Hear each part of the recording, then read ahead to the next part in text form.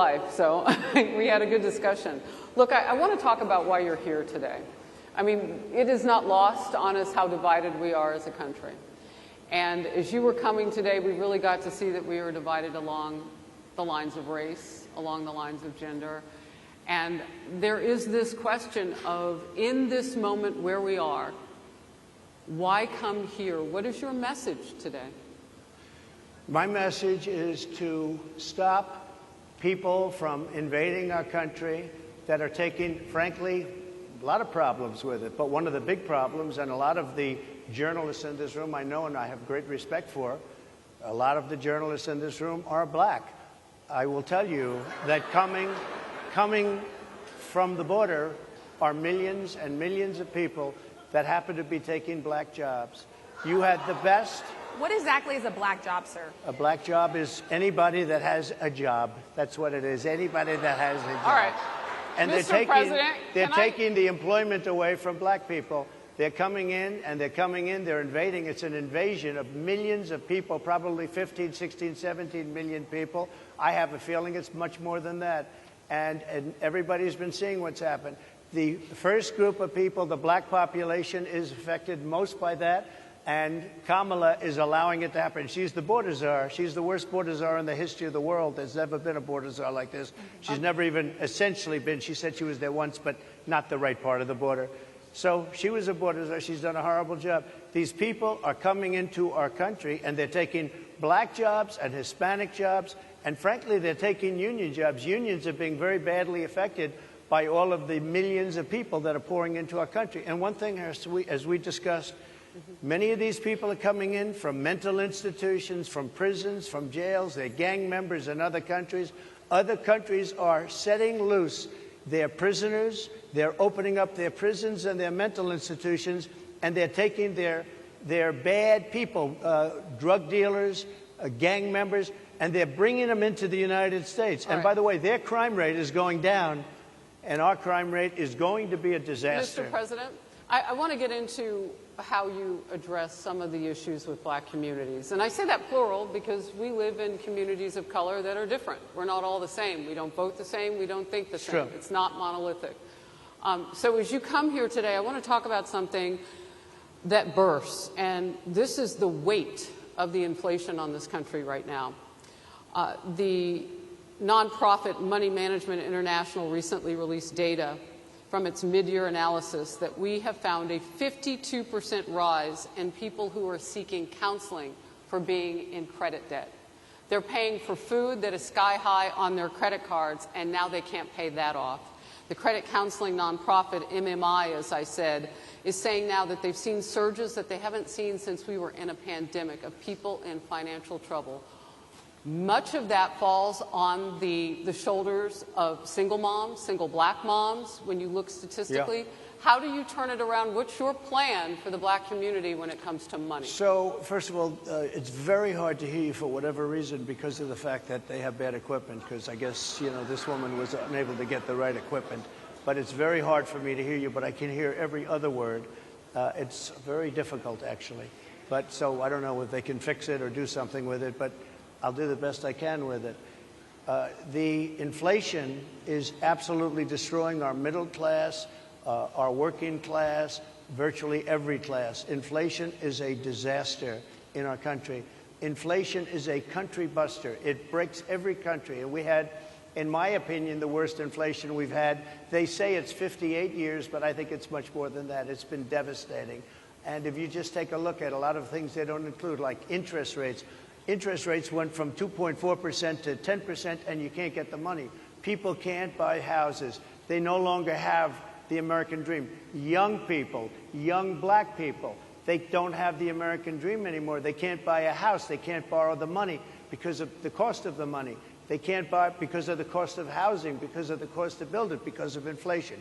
Inflation is a disaster, and it's destroying our country. And it's destroying the black community probably as much or more than any. What's your plan? You know what we have to do? We have to bring down the cost of energy, and that's going to bring down the cost of inflation. This was all started with a bad energy policy by Joe Biden. By the way, just if I might, I was running against a man named Biden. You probably saw that. And he was losing very badly in the polls. And then he had a rather bad debate. I would say it was a bad debate. I would say it was one of the worst debates in history. And his poll numbers crashed. And instead of saying, you know, let's keep going and maybe something happens the other way, they said, oh, we're going to replace him. Let's just replace him. That's like you're in a fight. A prize fighter's in a fight. He's not doing what you say, let's bring in another fighter. So our whole campaign was steered toward him. And now we have to steer it to her. But ultimately, it's the same because they have bad policy. They have policies of open borders, unbelievable open borders, horrible energy policies. They want to get rid of, as you say, gasoline in cars. They want to get rid of oil. They want to get rid of efficient heating. Mr. President. Environmentally, what they're doing is killing our country. They're absolutely destroying our country. But the inflation is the thing that's hurting the black worker, the black population, and every other population within our country. Inflation is the worst it's been, I think, in over 100 years. And they'll fact check it. They'll say it's only 58.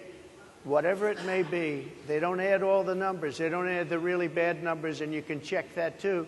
But inflation, Harris, is absolutely destroying this country and the people in our country. Yes, Mr. ma'am. President, can I ask you another question Yes, that is also impacting black Americans? And that's very clear now. Good. I'm sorry? It's very clear. I hear you. Okay. So Sonia Massey, someone from Illinois, an unarmed black woman, was shot the other day in her home by a deputy sheriff. The deputy has since been charged with murder. You've said police would get immunity from prosecution if you win. Why should someone like that officer have immunity, in your opinion? Immunity? Immunity. I don't know the exact case, but I saw something, and it didn't look good to me. It didn't look good to me. Are you talking with the water, right? Yeah, well, police unions are not backing this person either. Okay. But again, why would... They're going to be charging the officer. I guess they're charging the officer. So why should he receive immunity? Well, he might not. I mean, it depends. It depends on what happens. I'm talking about people that are much different cases than that. We need people to protect ourselves. And by the way, in Chicago, as an example, a few weeks ago, July 4th weekend, they had 117 shootings and 17 deaths.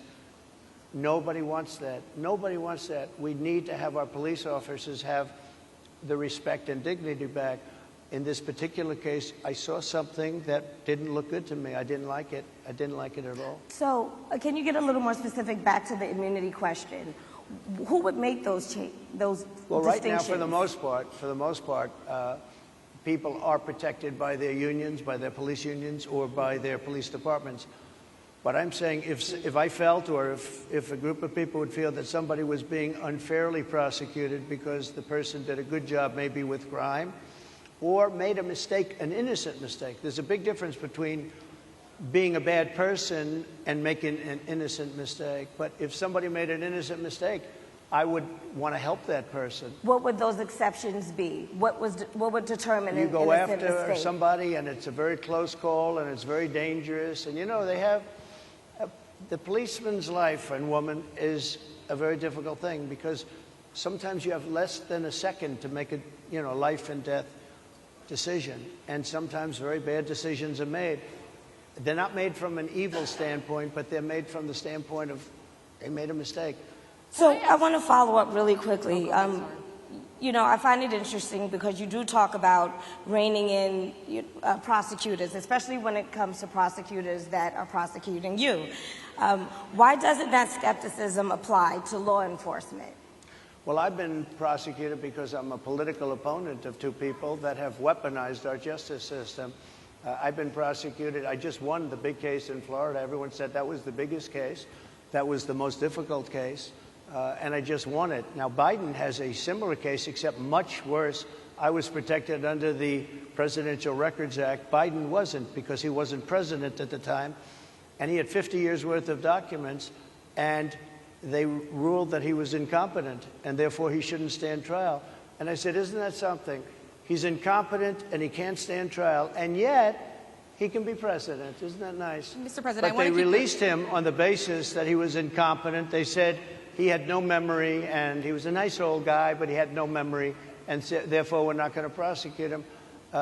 I won the case, and it got very little publicity. I didn't notice ABC doing any publicity on it, George. We cover you extensively, sir. I'd love to move over on to different topics. I didn't notice you do any publicity on it at all. I won the case, the biggest case. This is an attack on a political opponent. I have another one where sir, I have a hostile judge. We have you for a limited time, sir. I'd love to move on to different topics. No, excuse you. You're the one that held me up for 35 minutes, just so you understand. If we can move on now to the state of the race, sir, I want to get back to the campaign. Senator J.D. Vance is your running mate. He's had a lot of controversy lately, and I want to read you a few things that he has said in the past. He said the Democrats running the country are a bunch of childless cat ladies who are miserable at their own lives and the choices they've made, and so they want to make the rest of the country miserable too. He's not talking here about how great it is to be a parent. He's attacking what he says are the choices people are making to not have children. Did you know that he had these views about people who do not have children before you picked him to be your running mate, and do you agree with him? No, I know this. He is very family-oriented, and he thinks family is a great thing. That doesn't mean he thinks that if you don't have a family, it's not. I know people with families. I know people with great families. I know people with very troubled families. And I also know people with no families. They didn't meet the right person. Things happen.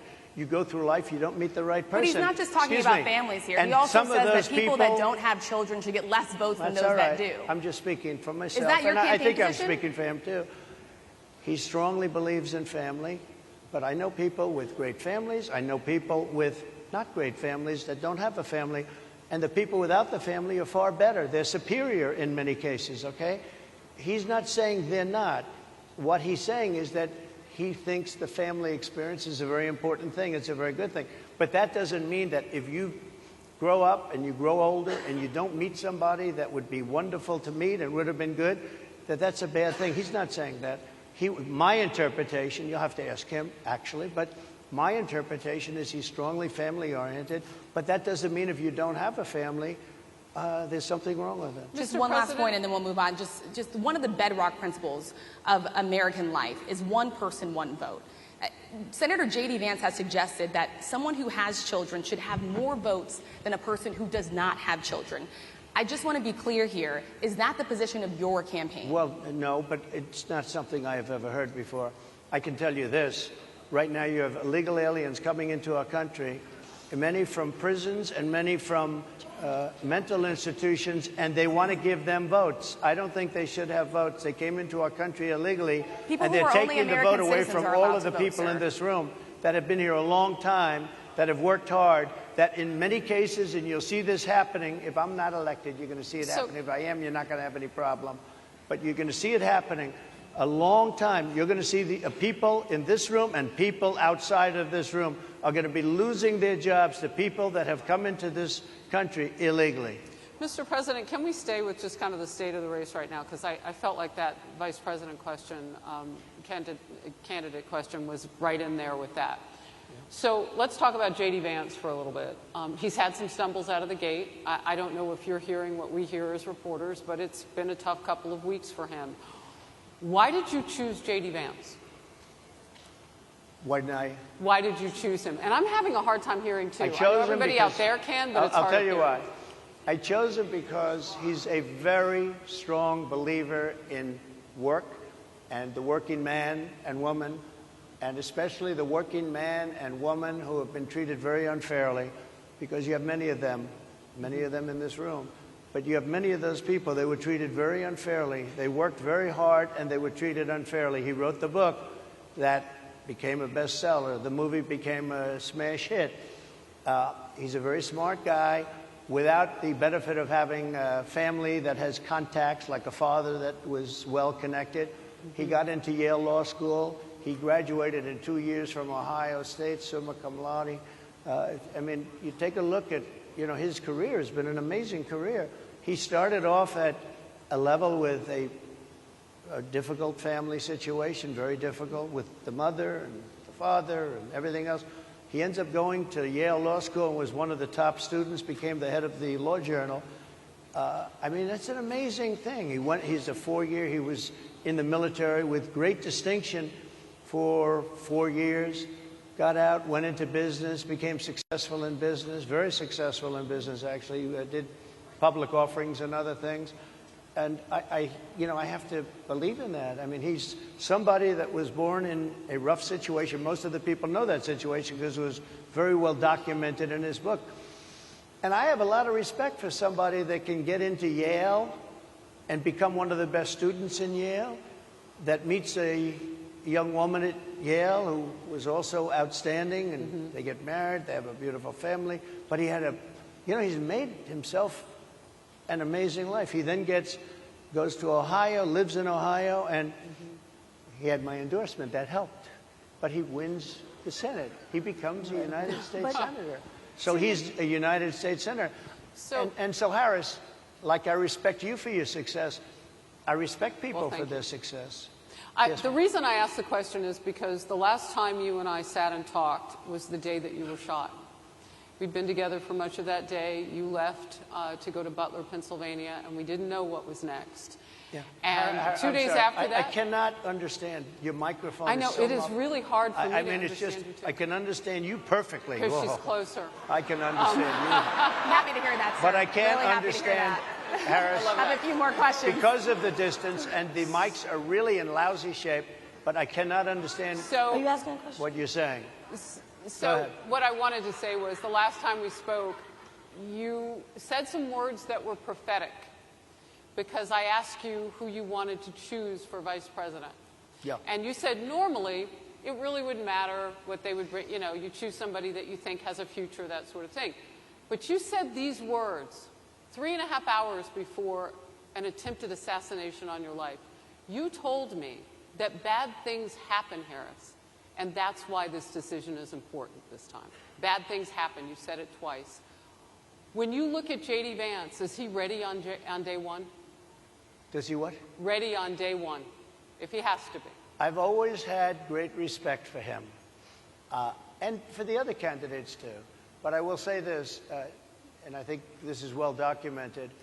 Historically, the vice president, in terms of the election, does not have any impact. I mean, virtually no impact. You have 2 or 3 days where there's a lot of commotion as to who, like you're having it on the Democrat side, who it's going to be. And then that dies down, and it's all about the presidential pick.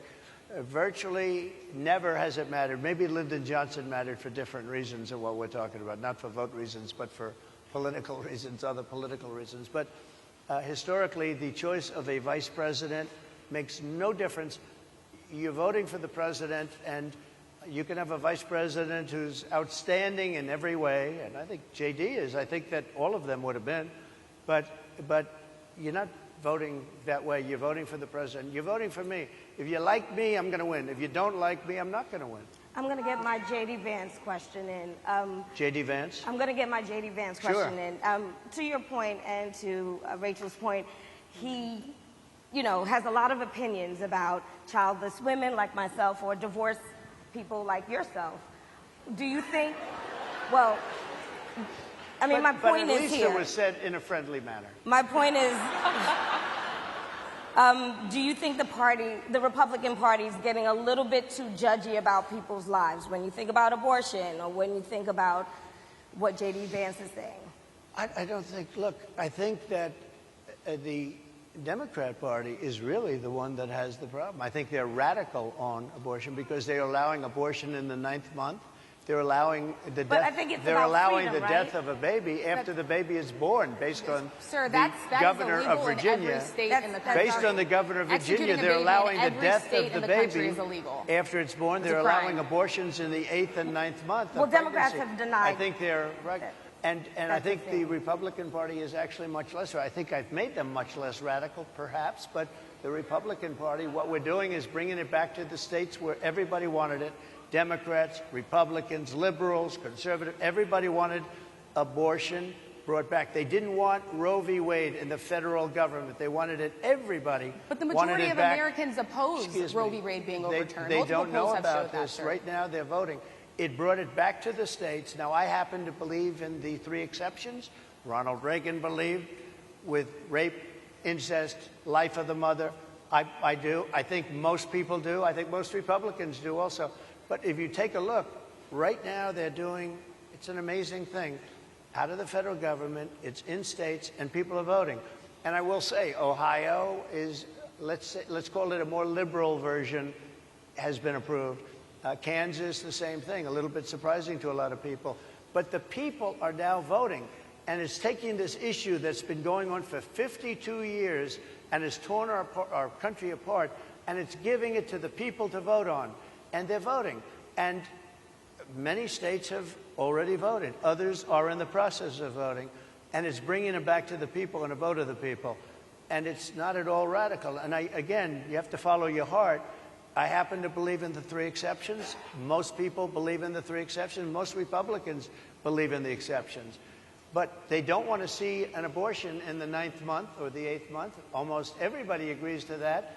And they certainly don't want to see, in the case of the governor of Virginia, the former governor, I might add, who said, we set the baby aside and then we decide what to do. Meaning, what do? We execute the baby. That's a radical, horrible position. And some people want that. I don't want it. Most people don't. Thank you. Can I just pivot really quickly to another question about, you brought up health, Harris. You're an active man. We see you golfing all the time. But if you win, you'll still be president at 82, which is older than Biden is right now. But not mentally. Look, mentally. Here's the question. He's shot. But most people, I know many people in their 80s and their 90s that are in great shape. Some of our greatest leaders. You look at throughout the world history, the greatest leaders, some of the greatest leaders in the world were in their 80s. But here's the question. Would you consider stepping down if you felt that your health was declining? Or would you? Oh, absolutely. And who would make, I think I'd know. How would you make that decision? I think I'd know. Look, if I came onto a stage like this and I got treated so rudely as this woman treated me. Oh, my goodness. And I'm fine with it because she was very rude, sir. Very rude. That wasn't a question. She didn't ask me a question. She gave a statement. That wasn't a question. I repeated your statement, sir, actually. You said you would. You would Oh, make that absolutely. decision If I to step thought down. that I was failing in some way, I want people to be sharp. I'll go a step further. I want anybody running for president to take an aptitude test, to take a cognitive test. I think it's a great idea. And I took 2 of them, and I aced them. Well, I took 2 of them. But let me ask you. I would like to have people running for president, and I don't mean because they're 75 or 85. I think anybody running, I'd like to do it. People say it's not constitutional. I would like to have something passed where you can do it. I think we should know. I mean, I've watched what's happened in the last couple of years under this gentleman, and our country is a mess. We have inflation. We have the millions of people falling in. We have Afghanistan, which was the worst, most embarrassing moment in the history of our country.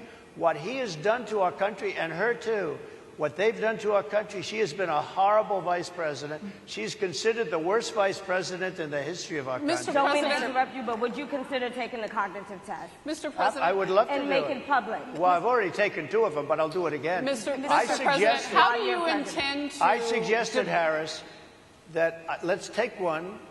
I said, Joe and I will go and take a cognitive test. Now, I'd do it with her, too.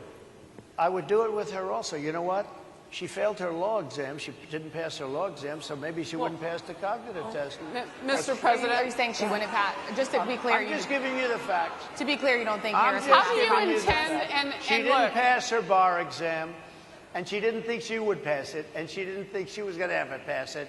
And I don't know what happened. Maybe she passed it. She did pass it. There's a man over here. I think he must work. Mr. President, I would love to ask you about January 6th. You've called yourself the candidate of law and order. Yeah. When Time Magazine asked you if you would consider pardoning all the rioters, you said, yes, absolutely. Sure. You called them patriots. 140 police officers were assaulted that day. Their injuries included broken bones, at least 1 officer lost an eye, 1 had 2 cracked ribs, 2 smashed spinal discs, another had a stroke. Were the people who assaulted those 140 officers, including those I just mentioned, patriots who deserve pardons? Well, let me bring it back to modern day. Like about 5 days ago, we had an attack on the Capitol. horrible attack on the Capitol. You saw the people that were protesting and spraying these incredible monuments, bells, lions, all these magnificent limestone and granite with red paint, red spray paint that will never actually come off, especially in the limestone. It will never, I'm a builder, I know about this stuff. It'll never, you'll see it in 100 years from now. They viciously attacked our government. They fought with police. They fought with them much more openly than I saw on January 6th. What's going to happen to those people? What's going to happen to the people in Portland that destroyed that city? But sir, my question is on those. What's going to happen to the people that tried to burn? My question is on those rioters who assaulted officers. You have to would you pardon what's those going to people? happen? Oh, absolutely, I would. You if would they're pardon innocent, those? If they're innocent, I would pardon them. They've been convicted. And by the way, the Supreme Court just well, they were convicted by a very tough system. How come the people that tried to burn down Minneapolis, how come the people that took over a large percentage of Seattle, how come nothing happened to them? How come the people sir, we're talking about people that were seen beating officers with flagpoles, dragging them down the stairs. They're on video. Have you seen that video, sir? Oh, really? Well, you would pardon those rioters? They shot a young lady in the face who was protesting. They shot her in the face. You know, nobody died that day. You do know that. But people died in Seattle. Nobody died, but people died in Minneapolis. You know people died in Minneapolis. And nothing happens, and nobody ever talks, and nothing happens to those people. But you went after the J6 people with a vengeance. And I'll tell you what about the cops that were, and I'm all for the police, as you know, but what about the police that are ushering everybody into the Capitol? Go in, go in, go in. What about that? Look, nothing is perfect in life, but you have people from Minneapolis, you have people just from 5 days ago in Washington, D.C. They were having fistfights and fighting with the police. They were spraying and destroying. They were desecrating our monuments in Washington, D.C. 5 days ago, and nothing happened to them. And you can't have two systems of justice. That's why they went after me as a political opponent, because they felt they couldn't win without doing that. And we're going to win our cases, and we're going to be vindicated. But I have to spend a lot of time on that, and money. That's what they want. After the election, they won't care. Although in my case, I think they probably will, because the hatred is pretty deep. But I'll tell you, they went after me as a political opponent. That's never happened in our country before, and it sets a terrible, terrible precedent. What do you do on day one if you win? What's your first thing? What do? I close the border. And I do two things, because I can do a lot of things simultaneously. I close the border. We don't want people coming in. We want people to come in, Harris, but they have to be vetted. They have to be checked. They have to come in legally. I want people to come into our country, but they have to be vetted. They have to be checked. So when you say, what do? That, and I drill, baby, drill. I bring energy way down. I bring interest rates down. I bring inflation way down so people can buy bacon again, so people can buy a ham sandwich again, so that people can go to a restaurant and afford it. Because right now, people can't buy food. Your grocery bills are up 40, 50, 60%, right? She's agreeing to me. Oh, she's agreeing. Thank you. I like you very much. Mr. President, I think we are. But it's true. Your grocery bills are up. And then they're mandating that you buy an all-electric car. You know, Elon